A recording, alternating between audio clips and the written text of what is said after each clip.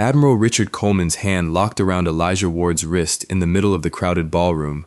"Security," he called, loud enough for every officer and spouse nearby to hear. "We have an impostor in the guest section." 9-year-old Grace Ward stared at the Admiral's fingers crushing the cuff of her father's old suit.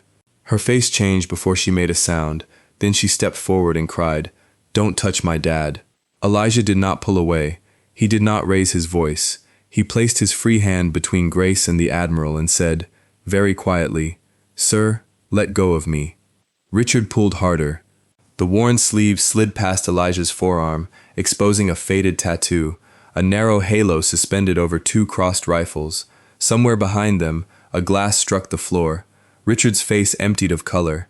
For 15 years, his son had drawn that exact mark from memory. And now the man wearing it was standing in front of him, dressed like someone Richard had decided did not belong. But the tattoo was only the beginning.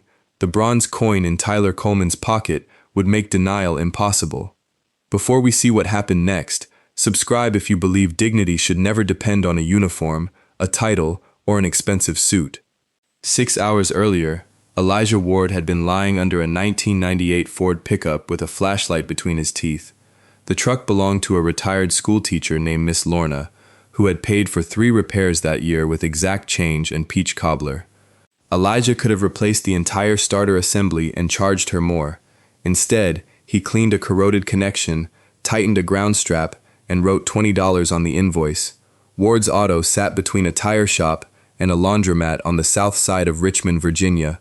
It was not impressive from the road.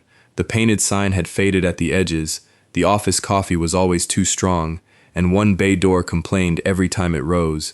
But customers came back because Elijah never invented a problem to solve one on paper.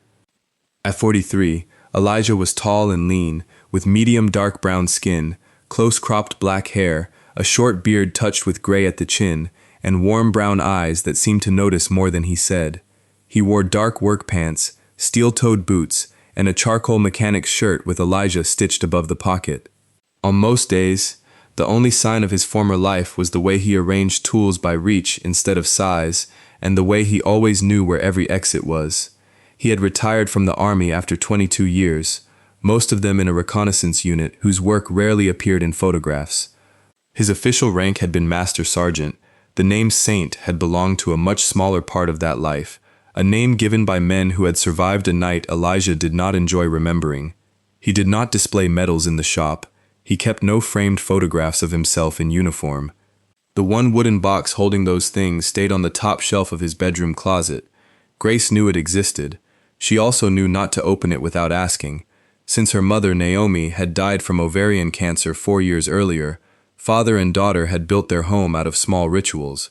Pancakes on Sunday, spelling words over dinner, one song from Naomi's old playlist while they washed dishes. Grace needed consistency. Elijah needed a reason to keep choosing the present. At 3:20 that afternoon, Grace came through the shop's side door, wearing a mustard yellow cardigan over a white blouse, a navy skirt, dark tights, and red canvas sneakers. Small blue beads clicked at the ends of her shoulder-length braids. She carried a garment bag almost as tall as she was, and a square invitation with a gold border. "You promised," she said. Elijah rolled out from beneath the truck and looked at the clock. "I did. Aunt Renee says if we leave after 4, traffic becomes a life choice." Elijah smiled. "That sounds like Renee." Grace hung the garment bag on a cabinet. Inside was the only dark navy suit Elijah owned. Naomi had bought it 12 years earlier for a cousin's wedding. The shoulders still fit, but the elbows had gone shiny, and the left cuff had been repaired twice. Grace had polished his brown shoes the night before. She had also placed Naomi's steel watch beside them, because she believed important evenings required something that remembered her mother. The invitation said they were attending the Sentinel Families Foundation annual gala at the Jefferson Grand Hotel. Elijah had tried to decline. The foundation director, retired Major General Evelyn Shaw, had called him personally and said the evening included a private recognition connected to a newly released mission citation. She did not name the award over the phone. She only told him that families from the operation would be present and that Grace deserved to see what her father's silence had protected. Elijah had agreed for Grace, not for the stage. The distinction mattered to him. In the shop restroom, he washed grease from the lines of his hands, then changed into the old suit. Grace straightened his pale blue tie, frowned at the repaired cuff, and reached for a loose thread. "Leave it," he said. "People might notice." "They might. Doesn't that bother you?" Elijah considered the question. A good suit can tell people you prepared. It can't tell them who you are. Grace looked at him through the mirror. "Mom would have bought you a new one. Your mom would have made me try on 12 and then bought the first one." Grace laughed, and for a moment the room felt less empty. On the drive downtown, Elijah told her 3 rules. Stay where he could see her. If the room became too loud, squeeze his hand twice. If any adult asked a question she did not understand, she could say, "Please ask my dad." Grace repeated all 3. Then she asked why soldiers sometimes use names that were not their real names. "Sometimes a name helps a team communicate," Elijah said. "Was Saint yours?" His hand stayed steady on the wheel. For a while. "Were you one?" "No." "Good," Grace said. "That sounds exhausting." The Jefferson Grand occupied a restored hotel facing Capitol Square. That evening, its marble lobby glowed beneath chandeliers and flags from every branch of service. Uniforms carried rows of ribbons. Civilian guests wore black tie. A string quartet played near a staircase wrapped in white lights. Large photographs along the walls showed scholarship recipients, wounded veterans learning new trades, and families receiving mortgage assistance. The foundation did useful work. That was one reason Elijah had agreed to come. At registration, a young volunteer searched the guest list, found Elijah's name, and handed him a plain black lanyard marked Honored Guest. She began to say something else, then checked a note taped beneath the desk, and smiled. "General Shaw asked that you and Grace wait near the east alcove before dinner. She'll meet you herself." Elijah thanked her. Grace stared at the uniforms passing through the lobby. Some guests glanced at Elijah's shiny elbows and repaired cuff, then at his badge. Most looked away. One older sergeant major met his eyes, recognized the posture if not the man, and offered a small nod. Elijah returned it. Near the east alcove stood Admiral Richard Coleman, 58, silver-haired, broad through the shoulders, and immaculate in formal dress uniform. He was surrounded by donors and senior officers. His wife, Margaret, wore a midnight blue gown and an expression practiced for public rooms. Their son, Tyler, 37, stood a few feet away in a dark civilian tuxedo, one hand resting near his jacket pocket, as if checking that something remained there. Richard was telling a story. He told it well. He described a reconnaissance team, trapped during an extraction in eastern Afghanistan 15 years earlier. He described his son Tyler, then a young Navy intelligence officer attached to a joint task force, separated from the evacuation route after an explosion. He described an unnamed marksman who crossed exposed ground, held pressure on Tyler's wound, and refused to leave him when a second vehicle could carry only the conscious. The men called him Saint, Richard said, allowing the name to settle over the circle. Tyler remembered a halo over crossed rifles tattooed on his arm. We searched, of course, but the operation was compartmented. Whoever he was, our family owes him everything.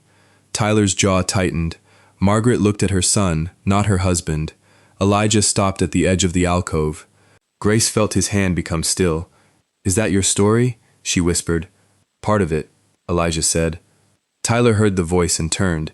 His gaze moved over Elijah's face, lingered as though a memory were trying to find the correct shape, then dropped to the repaired cuff.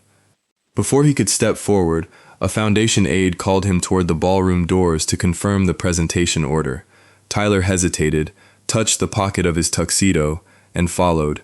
Richard noticed Elijah only after the people around him began to disperse. His eyes went first to the plain lanyard, then to the suit. "Honored guest?" he asked. Elijah gave his name, Elijah Ward. Richard waited for a title that did not come. "And your connection to the Foundation?" "General Shaw invited my daughter and me." "That was not my question." Richard's smile remained in place, but warmth left it. "What unit were you with?" Elijah could feel Grace listening. "Army Reconnaissance. I retired as a master sergeant." Richard glanced at 2 officers beside him, inviting them into the joke before making it. A master sergeant at the east alcove in a wedding suit. One officer looked uncomfortable, the other studied the floor. Elijah said, "It's the suit I own." Richard laughed once. The Foundation has had problems with people exaggerating service to gain access to donors. You understand why presentation matters. Then verify my badge, Elijah said. That was Richard's first chance to stop. A registration desk stood less than 30 feet away. General Shaw's name was written on Elijah's entry. Richard did not check. Instead, he raised his voice slightly. What designation did your reconnaissance unit use? Not in a hotel lobby. Convenient. Grace moved closer to her father. Elijah felt 2 squeezes against his palm. He crouched until they were eye to eye. You're safe, he told her. We can wait by the windows. Richard stepped sideways, blocking the path without quite admitting he had done it. If you are going to claim service in front of officers who actually served, you can answer a basic question. Elijah stood. I haven't claimed anything beyond my rank. Please move. Margaret touched her husband's sleeve. Richard, let registration handle it. That was his second chance to stop. He looked at her hand as though it had embarrassed him. I am handling it. Then he turned back to Elijah. Show me military identification. Retiree identification contains personal information. Foundation staff can confirm the invitation. Or you don't have one. Several nearby conversations faded. Phones began to tilt toward the alcove. The volunteer at registration noticed the tension and started over, but a security supervisor reached Richard first. The Admiral told him, "This man may be falsely representing service. Keep him here until we establish who he is." The supervisor looked at Elijah's badge. "Sir, may I scan that?" Elijah held it out. The scanner flashed green. A screen displayed verified. General Shaw office. The supervisor relaxed. He is cleared, Admiral. Richard looked at the green screen and chose not to accept it. Cleared for the event is not proof of the story he is implying. Elijah's eyes narrowed a fraction. I did not imply a story. You asked me a question. Now my daughter and I are going to the ballroom. Grace looked up at Richard. My dad doesn't lie. Richard's public smile vanished. Children believe what their parents teach them. The words struck Grace harder than the accusation against Elijah. Her lips parted, but no sound came. Elijah shifted his body between them. Do not speak to my child again. For a reasonable man, that boundary would have ended the exchange. For Richard, it sounded like insubordination from someone whose place he had already decided. He signaled security again. Escort him out. The supervisor did not move. Admiral, his credential is valid. Then I am asking him to show the proof he claims to have. I claimed no proof, Elijah said, but I have retirement credentials in my inside pocket. I will show them to the supervisor, not to a crowd. He moved his right hand slowly toward his jacket, fingers open, eyes on the security supervisor.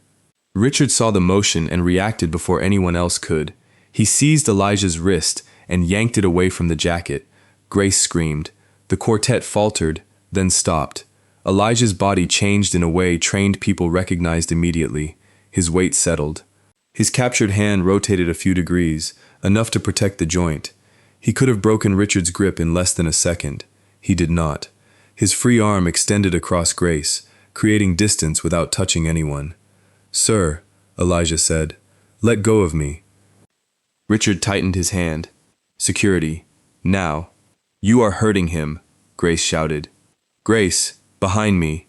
Elijah's voice was calm, and she obeyed because calm was the language he had taught her to trust. Richard gave one more hard pull. The repaired cuff caught against his thumb. 2 old stitches snapped. The sleeve slid nearly to Elijah's elbow. The tattoo was faded at the edges but unmistakable, a thin halo above 2 crossed rifles with 4 tiny marks beneath the stocks. Not decoration, a private memorial. 4 names reduced to 4 lines because Elijah had once been unable to say them aloud. The security supervisor released a breath. Margaret covered her mouth. Richard's fingers opened by themselves. Tyler Coleman was standing at the ballroom entrance. He did not see an impressive tattoo. He saw a red emergency light inside an armored vehicle. He saw dust rolling through shattered glass. He saw a brown hand pressing gauze against his side, and the same halo moving each time that hand checked his pulse. He heard a voice telling him to count backward from 100 so he would remain conscious. Tyler had drawn that symbol on napkins, legal pads, and the backs of envelopes for years because it was the only face he could give the man who saved him. "Dad," Tyler said. The single word held warning and disbelief. Richard stepped backward. "Tyler, I was verifying." Tyler walked past him. His eyes remained fixed on Elijah's forearm. "4 marks," he said. Elijah lowered the sleeve, but the torn cuff would not stay. "4 men we lost." "Boo-hoo." Tyler's breathing became uneven. "What did you make me count?" "Backward from 100. I stopped at 72. You stopped at 68.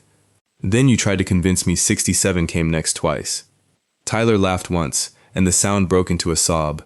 He reached inside his tuxedo and withdrew a bronze challenge coin worn smooth around the rim. On one side was the same halo and crossed rifles. On the other was one word: Saint. The coin had been placed in Tyler's palm inside a field hospital by a medic who said the man who carried him had left it behind. Tyler had kept it through surgeries, through marriage, through the births of both his children. He held it out now with both hands. "Boo-hoo, I have a wife," Tyler said. "I have 2 little boys. One is learning to ride a bike. The other laughs in his sleep. None of that exists if you leave me in that vehicle." Elijah looked at the coin but did not take it. "That was yours after the hospital." "It was always yours. It got you home. You got me home." Grace stepped from behind her father. She had never seen an adult man cry without hiding his face. She watched Tyler place the coin into Elijah's oil-creased palm, then close Elijah's fingers around it. Richard found his voice. "A tattoo and a coin do not establish enough." Major General Evelyn Shaw had entered through the ballroom doors with the Foundation's legal counsel and a uniformed Army public affairs officer. She was 66, compact, silver-haired, and so composed that the room seemed to organize itself around her. She carried a blue presentation folder bearing the seal of the Department of the Army. Richard turned toward her. "Evelyn, there appears to be confusion about this guest." "There is no confusion," Shaw said. "There is a failure of judgment, and it is yours." She approached Elijah first. "Master Sergeant Ward, are you and Grace all right?" Elijah checked his wrist. Red marks were rising where Richard had gripped him. "We are." Shaw looked at Grace. "Young lady?" Grace held her father's jacket with one hand. "He scared me." Shaw nodded, receiving the answer without dressing it up. Then she addressed the security supervisor. "Preserve the registration scan, ballroom footage, and witness names." No one deletes anything. Only after protecting the record did she turn to the crowd. 15 years ago, Master Sergeant Elijah Ward led a reconnaissance element supporting the recovery of personnel after an attack on a joint convoy. His team recovered 7 people under repeated fire. Sergeant Ward returned to the disabled vehicle after the evacuation commander ordered withdrawal because he had heard one conscious man inside. That man was Tyler Coleman. The public affairs officer opened the blue folder. It contained a redacted mission summary, sworn statements from survivors, and a photograph taken after the extraction. In the photograph, Elijah sat on the ground with blood across his sleeve while a medic treated someone beyond the frame. The tattoo was visible. The 4 tiny marks were not yet there. Shaw continued. The operation remained classified. A review became possible only after portions were declassified. Tonight's private recognition was arranged with Sergeant Ward's consent because he asked that surviving families be present before any public announcement. He did not come here seeking access to donors. He came because I asked him to stand beside the people he brought home. No one looked at Elijah's suit now. Grace noticed that and did not find it comforting. Richard's posture stayed upright, but his authority had drained from it. I was protecting the integrity of the event. Shaw held his gaze. The credential verified him. Your wife asked you to stop. Security confirmed the invitation. Sergeant Ward offered private identification. You ignored every off-ramp and put your hands on him in front of his child. Margaret stepped away from Richard. The movement was less than 2 feet, but everyone saw it. Shaw asked Elijah whether he wanted police called. He looked at Grace before answering. Revenge would have been easy to perform in that room. Accountability required a choice. I want the contact documented, he said. I want Grace's statement taken with me present. I do not want a spectacle around her. Shaw agreed. Hotel security moved Richard away from the guest area. not in handcuffs and not with theatrical force, but with the clear instruction that he could not approach Elijah or Grace again that evening. Richard obeyed, because for the first time, the room no longer treated his preferences as commands.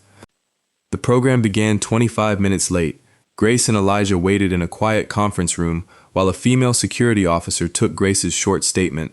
Grace explained that the Admiral had called her father a liar, grabbed him, and would not let go when asked. She did not use legal words. She did not need them. Elijah knelt beside her afterward. "You did well." I yelled. "You were scared. Were you scared?" He could have said no. Instead, he said, "I was scared of what that moment might teach you." What did it teach me? We decide that after we see what people do next. General Shaw entered with a tailor from the hotel's costume department, who repaired the cuff with dark thread. Elijah almost refused, until Grace said her mother would not let him walk on stage with it hanging open. He surrendered the jacket. While they waited, Tyler sat across from them holding a paper cup of water he never drank. He apologized for his father. Elijah stopped him gently. "You can answer for what you do next. You cannot answer for what he did." Tyler nodded. He explained that Richard had told the rescue story for years at fundraisers, promotion dinners, and interviews. Each time, the story made Richard appear grateful and connected to sacrifice. Yet Tyler had been the one writing records offices, veterans groups, and former task force contacts. Richard had repeated the debt without doing the difficult work of finding the man to whom it was owed. "I think he loved the story more than the person," Tyler said. Grace looked at the bronze coin in Elijah's hand. "Can a thank you expire?" Tyler wiped his face. "It can become very late." Elijah handed the coin back. "Then make it useful." On stage, General Shaw did not announce a Medal of Honor. The final federal award review was still proceeding, and Elijah had insisted that no unfinished decision be inflated for applause. Instead, the Army presented a newly authorized Valor Decoration, supported by the declassified record, while the Foundation announced the James Doyle Family Resilience Fund, named for the teammate who had shielded Elijah during the second blast and died before evacuation. When Elijah's name was called, the ballroom rose. Officers in uniform came to attention. Several rendered a salute as a personal sign of respect. Civilians placed hands over their hearts or simply stood. Richard remained at the rear under security supervision. After a moment, he straightened. His hand rose in a formal salute. It was not a magical rule that compelled every officer in the room. It was the only honorable gesture left available to him, and it looked painfully small beside the choices he had already made. Grace walked onto the stage with her father. The repaired cuff was visible if someone knew where to look. So were the red marks on his wrist. General Shaw pinned the decoration to Elijah's old suit, then stepped back. Elijah's speech lasted less than 3 minutes. "People have called me saint," he began. "I never liked it. Saints are placed above ordinary failure.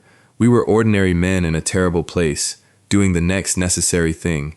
He named James Doyle. He named the medic who kept Tyler alive after the vehicle. He named the crew chief who returned with the second aircraft. "If you remember me," Elijah said, "remember them in the same sentence."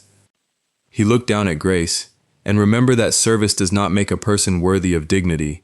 It only gives us another reason to understand why everyone was worthy already." The applause began softly, then filled the room. Elijah did not lift the medal. He placed one hand on Grace's shoulder and let her decide when they stepped away from the light. Tyler refused the seat reserved beside his father. He sat with Elijah and Grace instead. Margaret remained for the program but left the hotel separately. No dramatic divorce occurred before midnight. Real consequences rarely arranged themselves that neatly. What happened next took weeks. The Foundation's board commissioned an independent review of Richard's conduct because he served as an honorary advisor and was being considered for a 4-star nomination. Video showed the valid credential, the 2 requests to stop, the green verification screen, the insult directed at Grace, and the physical contact. Witnesses included the security supervisor, Margaret, Tyler, 2 officers, and the registration volunteer. Richard first described the contact as protective restraint. The footage made that explanation impossible. His nomination was paused, then withdrawn after the review found a pattern of using rank and access to intimidate junior personnel and civilian staff. He He retired at his existing grade. He was not stripped of every achievement, nor was his life erased by one night. He lost the next position because the conduct revealed he was not fit for its power. The Foundation removed him from its advisory role and adopted a guest verification policy that placed authority with trained staff rather than influential donors. Complaints involving service claims would be handled privately, with credentials protected and children removed from confrontation. It was not a national reform. It was one organization closing the exact gap Richard had exploited. Margaret moved into a separate residence 2 months later. Her decision followed years of smaller humiliations she had excused, not only the scene in the ballroom. She and Richard began counseling, then a formal separation. Tyler kept contact with his father, but refused to lend his presence to Richard's public redemption. "Apology is not a photograph," he told him. "It is what you change after everyone stops watching." Richard sent Elijah a handwritten letter.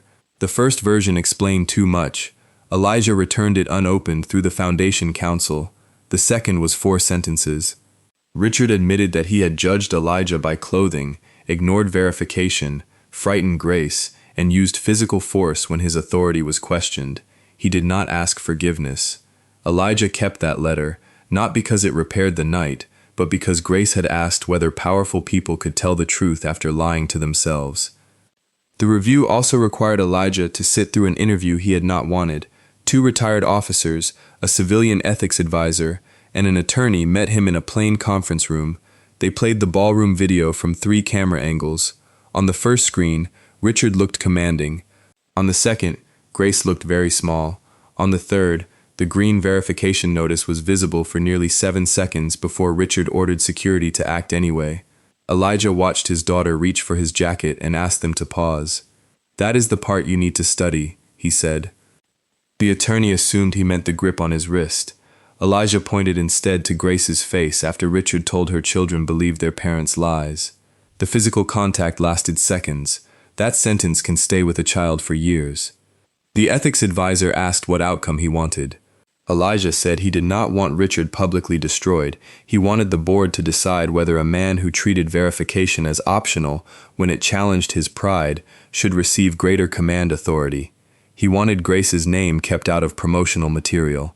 And he wanted the Foundation to train volunteers to move children away from adult disputes before donors or officers turned those disputes into theater. "You are asking for less than many people would," one retired officer said. "I am asking for the part that prevents a second child from standing where mine stood." That answer appeared in the confidential report.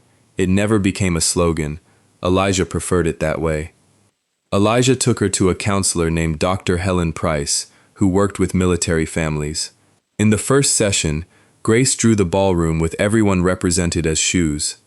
Richard's shoes were polished and enormous. Elijah's were small and brown, even though he was the tallest person in the room. Dr. Price asked why.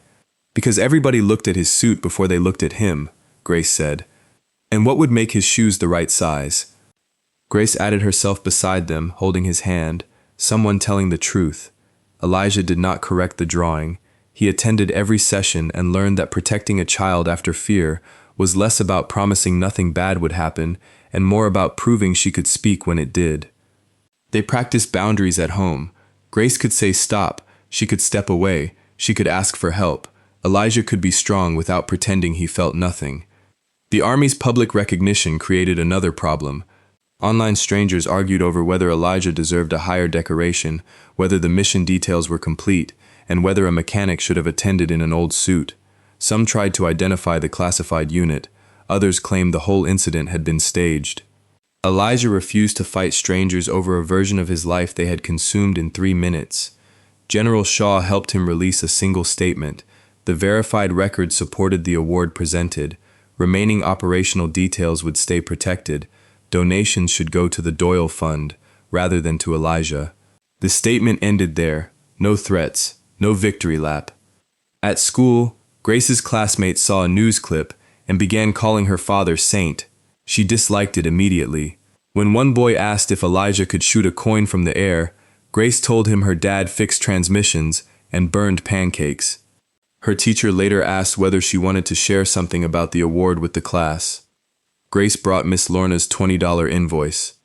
She explained that her father had repaired only the broken connection because charging for a whole starter would be dishonest.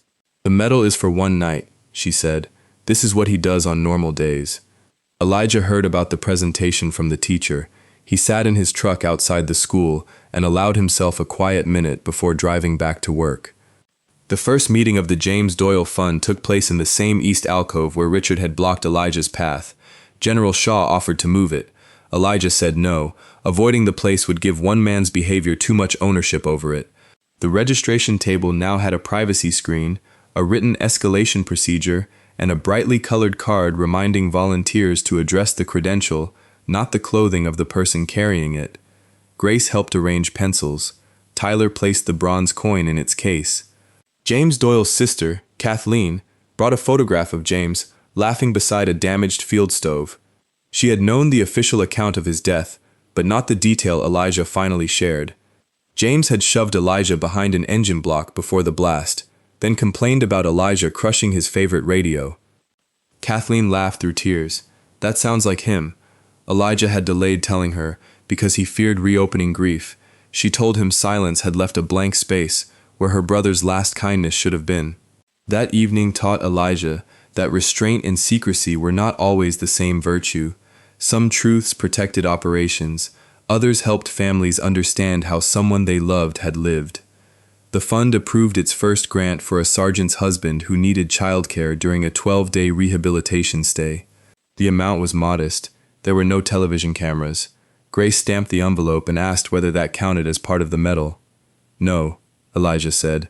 It counts as part of tomorrow. On the anniversary of the rescue, Tyler returned to the shop alone. At 68 minutes past the hour, an impossible time Grace invented as a joke, they placed 2 paper cups of coffee beside the framed photograph. Tyler said he had spent years imagining Saint as someone fearless enough to enter fire. Seeing Elijah refuse to fight in the ballroom had changed the memory. You were never fearless, were you? Tyler asked. Elijah shook his head. Fear tells you what matters. Training tells you what to do with it. And that night at the gala? Grace mattered, so I kept my hands open. Tyler looked toward the photograph, where Grace's hand covered the repaired cuff. That may be the part my sons need to hear, Elijah agreed. Heroism, stripped of spectacle, was often a sequence of controlled decisions made while someone vulnerable watched. The James Doyle Fund opened 3 months later. Tyler donated the bronze Saint coin for display inside a small glass case, alongside a card that told visitors it was not a medal. It was a promise carried home by a wounded man. The fund paid for emergency childcare, travel, and counseling for military families during long hospital stays. Elijah agreed to serve on the review committee on one condition: no family would need a famous last name to qualify. At Ward's Auto, the Valor decoration did not go on the office wall. Elijah placed it inside Naomi's wooden box. Grace objected until he allowed one framed photograph near the register, father and daughter leaving the stage together, her blue beads bright against the navy suit, his repaired cuff visible beneath her hand. Customers began recognizing him after the story appeared in local news.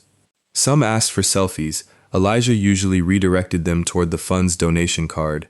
When reporters wanted dramatic details from the rescue, he spoke about James Doyle.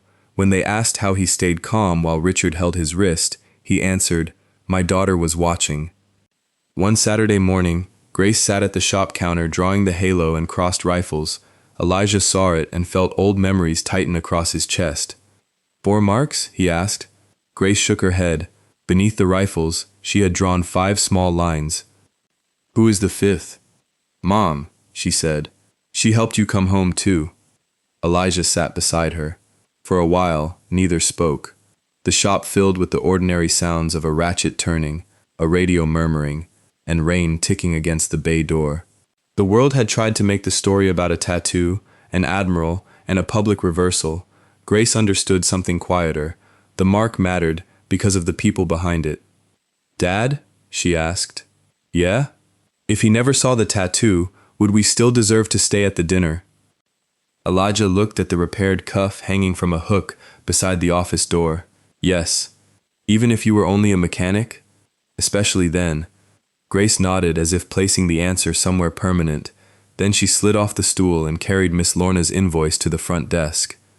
$20. No invented problem. No title required. Elijah followed her, the bronze-colored memory of the coin no longer in his pocket, and the weight of the evening no longer entirely his to carry. He had not defeated Richard Coleman by being secretly more important. He had revealed Richard by giving him every chance to act with dignity and watching him refuse. The tattoo opened the room's eyes. The record confirmed the truth. Tyler's life gave the truth meaning. But Grace's question named the lesson that mattered. A person should not need a heroic past before the world agrees to treat him like a human being.